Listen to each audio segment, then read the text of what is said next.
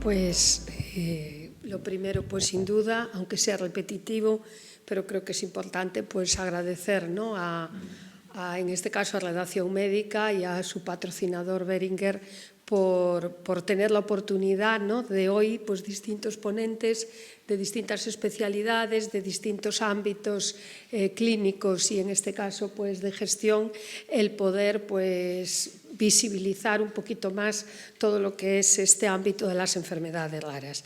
Ver ese título, ¿no?, que tenemos de multidisciplinariedad, ¿no?, nada más importante que es el trabajar en sanidad con equipos multidisciplinares en torno pues concretamente a este paciente. Bueno, yo para empezar, que aunque sé que es repetitivo, pues bueno, creo que el tema de enfermedades raras pues es importante el tenerlo en cuenta y sobre todo pues esa previsión que tenemos de los 200.000 gallegos que padecen una enfermedad rara, es decir, que aunque la prevalencia es baja, sin embargo, el englobe de población, pues yo creo que es importante, o al menos a mí me lo parece. Bueno, dentro del impacto, pues un poco vamos a ver la parte social y la parte sanitaria, aunque como gerente de un área sanitaria, pues nos dedicamos a como bien decía en este caso Carmen, ¿no?, a la parte asistencial, pero también tenemos que dentro del ámbito sanitario tener esa parte social, ¿no? Y esa parte social conlleva que, como bien decía ella, esos pacientes que con el trato que tienen es con ese profesional, ¿no?, que los está tratando y esa es la experiencia que llevan, pues hay otra parte también muy importante como es el sentirse bien, el sentirse escuchados, el tener esa información, el estar apoyados y para eso pues bueno, pues tenemos ese amplia, ¿no?, relación con todas las asociaciones de pacientes, con esa simbiosis que tiene que haber entre los pacientes y los profesionales y sin duda pues nosotros las gerencias pues como facilitadores de que realmente pues esa unión pues se lleve a cabo, ¿no? Bueno, estos son ejemplos un poco del área sanitaria, ¿no?, ese Consejo Asesor de Pacientes que tenemos, esa zona, ¿no?, que tenemos y que hemos creado para todos nuestros pacientes y bueno, y un ejemplo pues realmente de las últimas reuniones en ese hall pues que tenemos, que una vez más lo que queremos es visibilizar esa parte. Pero bueno, nuestra parte realmente es la sanitaria, ¿no?, la sanitaria en cuanto a esos profesionales de todas las especialidades y sobre todo pues esas 5 patas, ¿no?, que tenemos que ver en cuanto a prevención, diagnóstico y tratamiento, la formación y la docencia, la investigación y la gestión. Prevención, ya nos hablaba la directora de Salud Pública de lo importante de lo que es la prevención y bueno, un poquito el esquema que llevamos a cabo, ¿no?, a la hora, pues bueno, los diferentes pasos, como bien nos explicaba la doctora Couce, desde que nace un niño y todas esas pruebas y todo ese seguimiento hasta llegar, como bien decía, a hacerlo, ¿no?, sin duda lo más rápido posible. La prevención secundaria, cribados neonatales, creo que está ya bastante hablado y ahora vamos un poco a ver lo que es la parte diagnóstico y tratamiento. Y cuando vamos ahí, pues yo creo que lo más importante pues es la tecnología aplicada en este caso a algo tan importante como bien decíamos que era el ganar tiempo, es decir, el diagnosticar lo más pronto posible y tener un mejor diagnóstico con el fin sin duda de que bueno, a través de entidades que no solo es el propio hospital sino que evidentemente pues son toda la relación en la cual tienen este tipo de enfermedades, como bien hablábamos en cuanto a las enfermedades genéticas a través de la Fundación Genómica. Tratamiento, pues tratamiento, aquí hablamos pues evidentemente, ¿no?, como bien decíamos, llevamos 10 años, pero yo creo que aún nos queda pues mucho camino por recorrer, que realmente han aumentado, ¿no?, de una manera muy destacada todo el tipo de enfermedades que son tributarias de tratamiento y yo creo que los ejemplos que nos decía ahora hace 5 minutos la doctora Couce hablan por sí mismo y creo que es algo en lo cual no tenemos nada que cuestionar. Esa parte pues no solo de tratamiento sino que es la parte asistencial, pues evidentemente conlleva pues esos aspectos psicológicos, lo que es la parte psicológica que también hacemos como tratamiento multidisciplinar y sin duda pues la importancia que tiene el entorno sociofamiliar. Formación y docencia, pues evidentemente en enfermedades raras cada vez avanzamos más, cada vez hay cosas nuevas, cada vez hay tratamientos nuevos y por lo tanto es muy importante formación, docencia y también luego vamos a ver la investigación. Bueno, continuamos con la formación de los profesionales, pero sin duda también esa formación que necesitamos de los pacientes y esa interacción que tenemos que tener a la hora de la formación entre el propio profesional y el propio paciente. Por un lado tenemos la parte asistencial, ¿no? La parte del conocimiento, pero por otra también tenemos esa parte que veíamos al principio de saber escuchar, del apoyo, de esa información que tenemos que dar sin duda a nuestros pacientes. Y hoy, pues hace unas 2 horas, pues evidentemente hacíamos esos 3 años, ¿no?, de esa innovación en docencia del Centro de Simulación Integral Avanzada que tenemos en Santiago de Compostela, en las instalaciones del Gil Casares, y que evidentemente lo que nos hace con esta simulación pues es precisamente el avanzar, ¿no?, a la hora de contar, a la hora de formar a todos nuestros profesionales, que creo que es imprescindible. La investigación, ¿qué vamos a decir? El Instituto de Investigación Sanitaria, ahí tenemos pues evidentemente el número de investigadores, los grupos, la innovación, las áreas, todo lo que conlleva el que nuestros profesionales no solo se dediquen a la asistencia, sino que también se dediquen a la investigación. Y precisamente esa combinación entre formación, asistencia e investigación, pues sin duda es lo que hace que la sanidad sea excelente y que sepamos, pues evidentemente, el ver ese primer lugar que tenemos en España en relación con las enfermedades raras.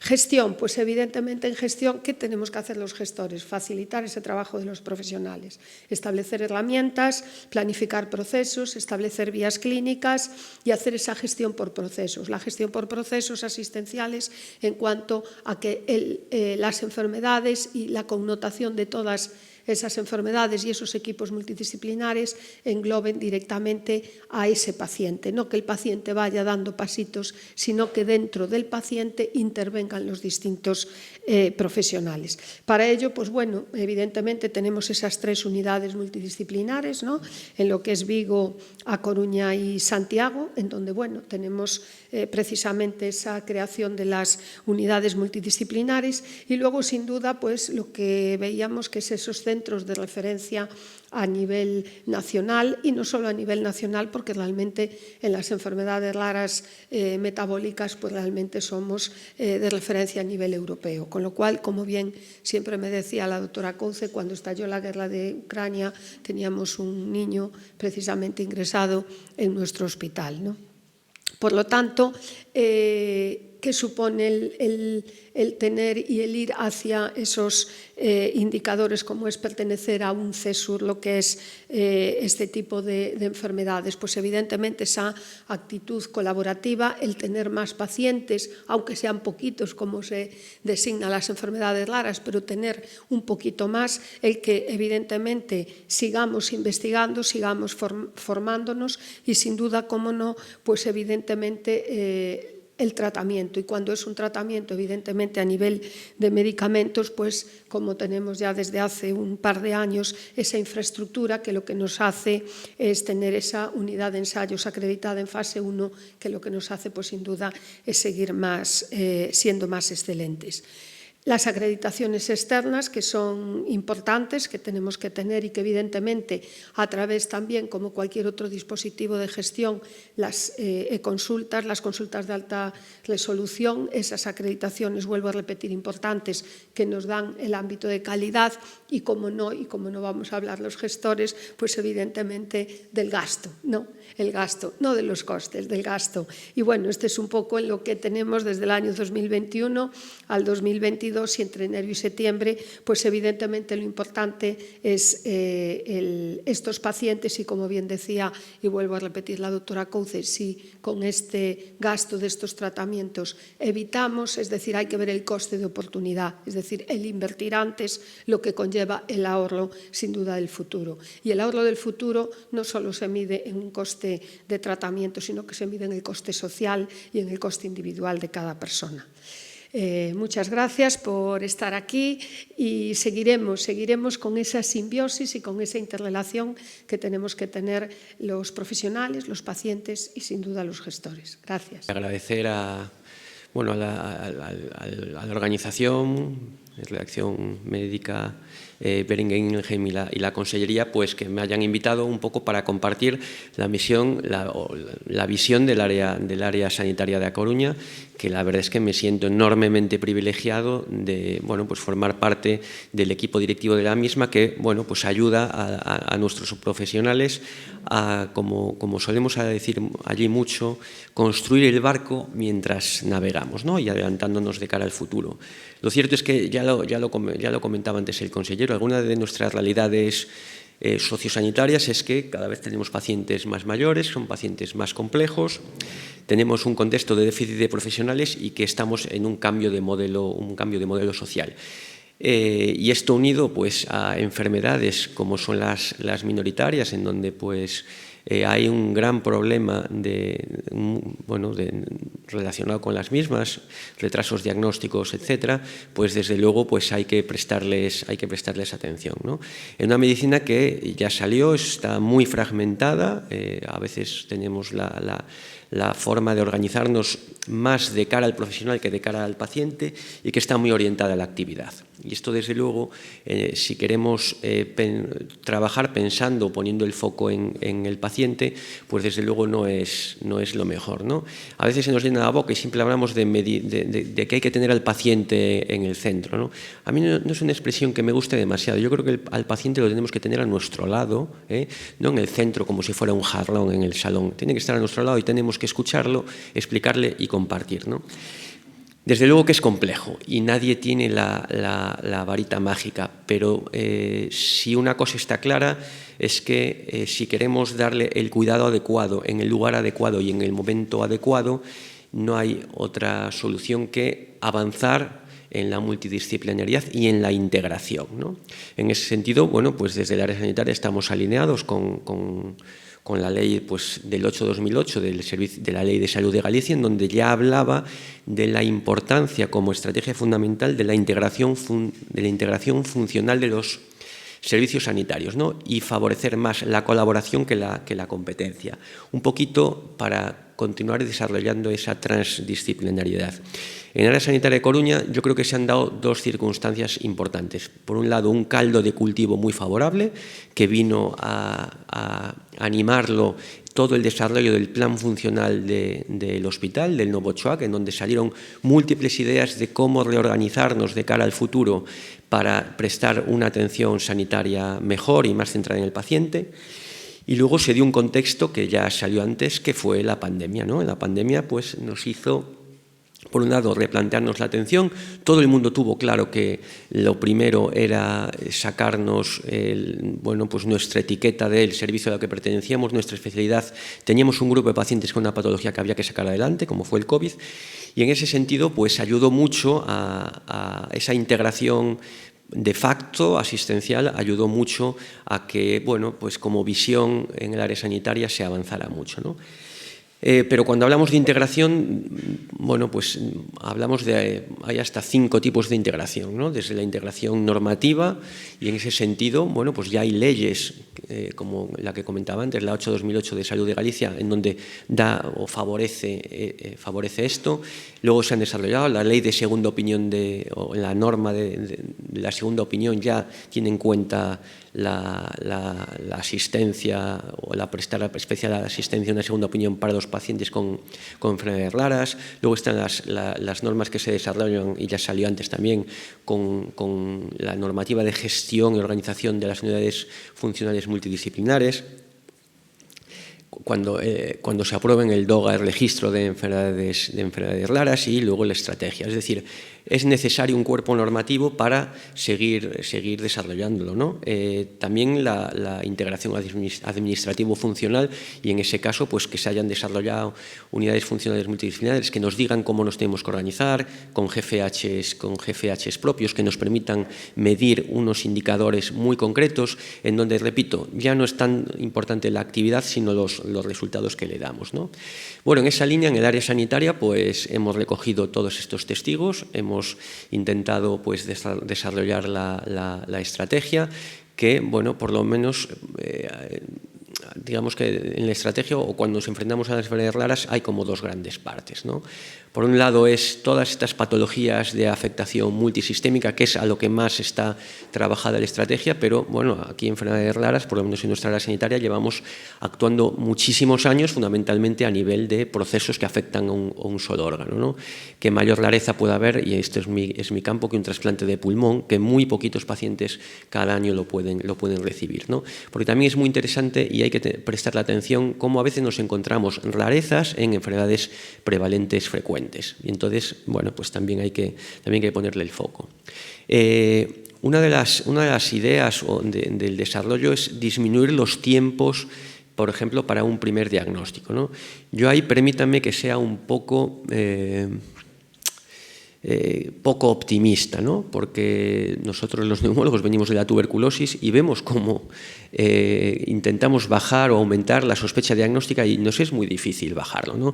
Yo creo que mientras no tengamos herramientas que nos hagan mejores médicos, que nos den señales de alarma anticipadas y que nos lleve a pensar en estas enfermedades, pues estaremos por detrás, a pesar de toda esta inversión que hagamos, ¿no? Estoy hablando de las herramientas de inteligencia artificial y que por ahí, desde luego, va el futuro, ¿no? Luego, en el área sanitaria, pues efectivamente gracias al COVID, liberamos ahí una serie de espacios y nos permitió, bueno, pues tener un espacio físico que quisimos dedicarlo a que los profesionales pudieran compartir y organizarse en función de los intereses que centramos en el paciente, ¿no? Entonces, allí es donde hemos habilitado la consulta específica de enfermedades minoritarias, pero también allí hemos desarrollado otros procesos asistenciales o otras áreas existenciales integradas que están muy relacionadas con las enfermedades minoritarias, ¿no?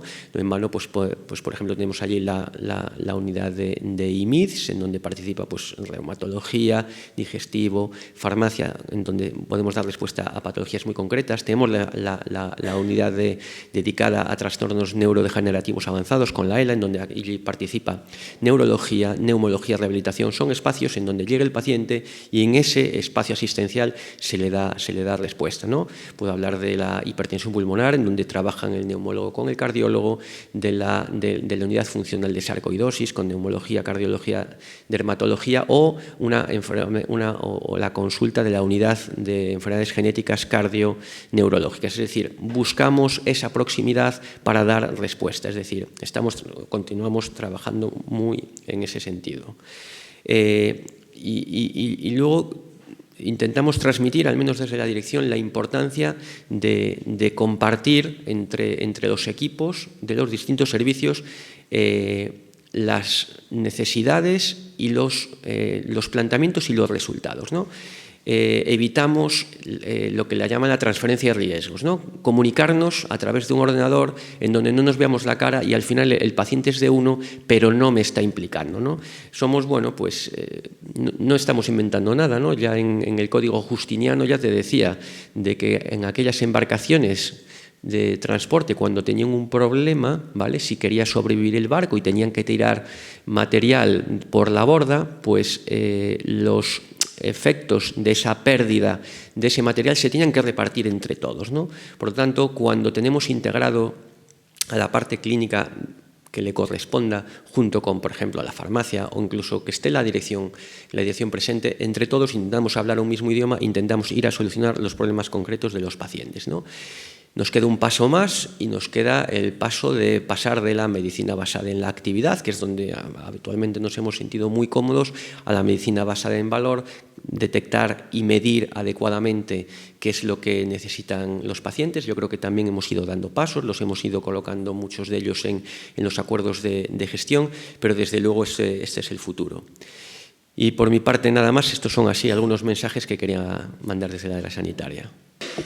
Bueno, en primer lugar, muchas gracias por la invitación a formar parte de este foro, en el que estoy aprendiendo muchísimo. Y voy a explicar lo que es mi experiencia de la gestión de las enfermedades raras en el área sanitaria y concretamente en la mía. Pero para ello también daré, aunque me atendré al tiempo del que dispongo, daré unas pinceladas de cómo considero que es el correcto abordaje, la correcta atención de estos pacientes.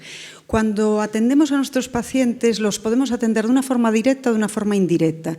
Los clínicos, médicos, farmacéuticos, enfermería, atendemos de forma directa al paciente que tenemos delante, pero de forma indirecta atendemos a los pacientes futuros gracias a la docencia que ejercemos con nuestros compañeros que están en periodo de formación.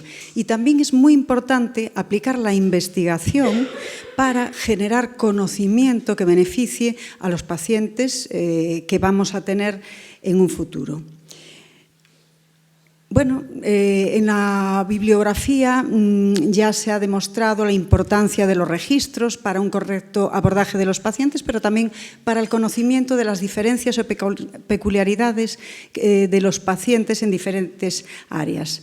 También en la bibliografía ya se refleja la importancia de las nuevas tecnologías, inteligencia artificial, apps, herramientas que van a ser de mucha ayuda y que se están desarrollando y perfeccionando y que probablemente vamos a tener todos al alcance de la mano muy brevemente, ¿no? Pero vamos a bajar a la tierra. La realidad de las enfermedades raras es que, por una parte, el desconocimiento que existe en muchos ámbitos o por muchos profesionales que no son capaces de identificarla, ¿no? Solo se identifica aquello que se conoce. Por otra parte, el conocimiento está muy fragmentado, estamos acostumbrados a trabajar como en silos, ¿no? Y por otra parte también hay una cierta ineficiencia en cuanto a las pruebas y circuitos asistenciales que nos hace caer en bucles.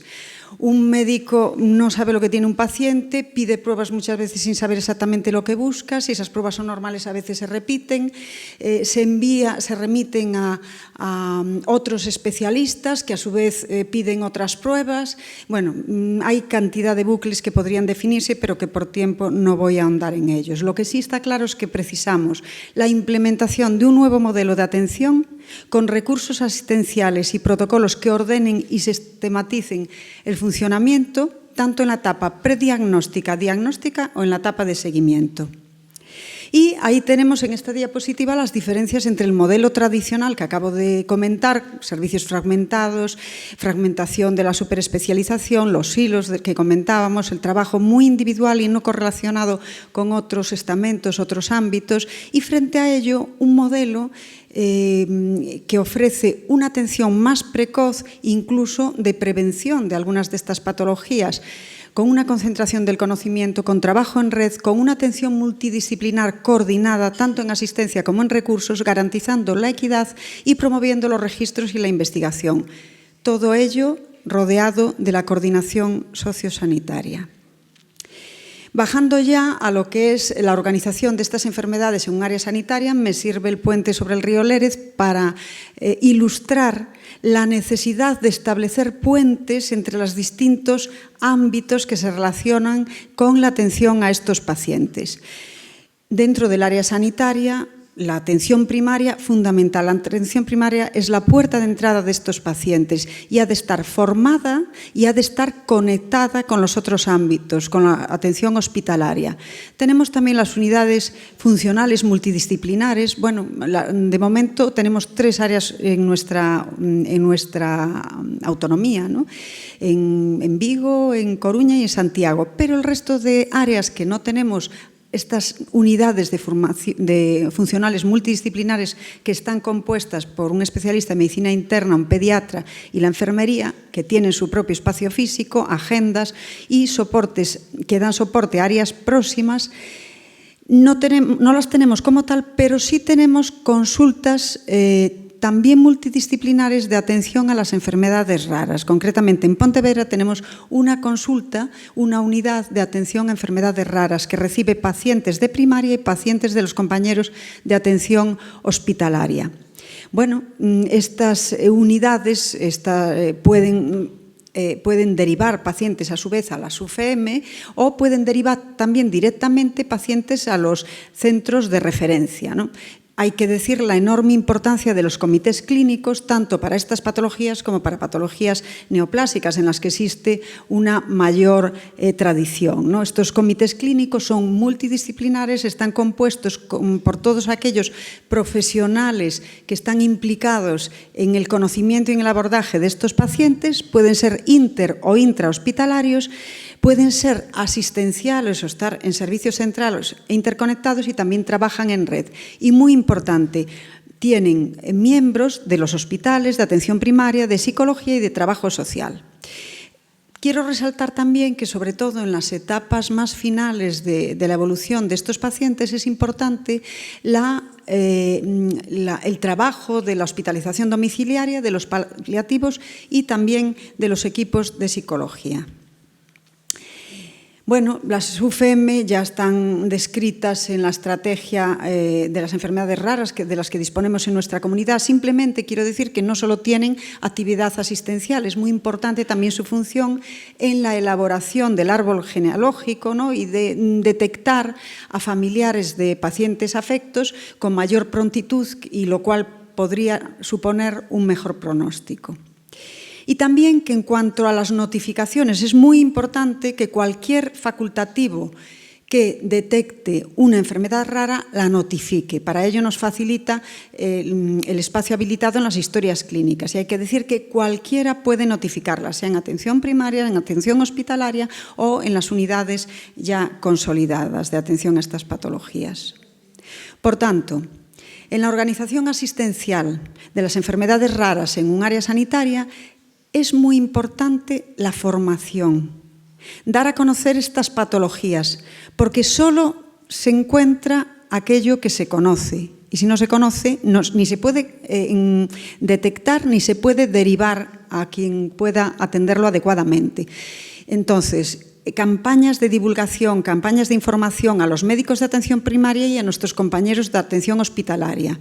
Racionalización de las pruebas. Si no sabes lo que buscas, no entiendes lo que encuentras. Y esto se consigue estableciendo protocolos, ¿no? Protocolos de petición de pruebas complementarias y protocolos también de derivación. Para ello es importante crear circuitos de derivación ágil a las consultas monográficas, a las UFM, a los CESUR, un abordaje multidisciplinar mediante las unidades asistenciales, los comités donde estén representados los médicos, la farmacia, la enfermería, la psicología, paliativos, trabajo social, y muy importante también la función de las asociaciones de pacientes. Las asociaciones de pacientes dan un apoyo impresionante a estos pacientes y dan un apoyo y llegan allí donde muchas veces nosotros no llegamos. No debemos olvidarnos también que atender a nuestros pacientes no debe impedir atender a su entorno. El paciente es el individuo y es su entorno, sea familiar o social. Y a veces el entorno social o familiar requiere también de información para llegar a comprender al paciente que tienen en su núcleo familiar. Todos los pacientes merecen la mejor atención, no solo los que tienen enfermedades raras. En la época COVID, bueno, parece que solamente existía el COVID. En la época post-COVID se llegó a la conclusión de que había más pacientes que los pacientes COVID que merecían igualmente la atención. Los pacientes con enfermedades raras merecen la mejor atención, pero yo también reivindico la mejor atención para todos los pacientes, con enfermedades raras o con enfermedades comunes. Y también reivindico la atención multidisciplinar, porque todos sabemos un poco, pero juntos sabemos mucho más. Nada, esto es gracias.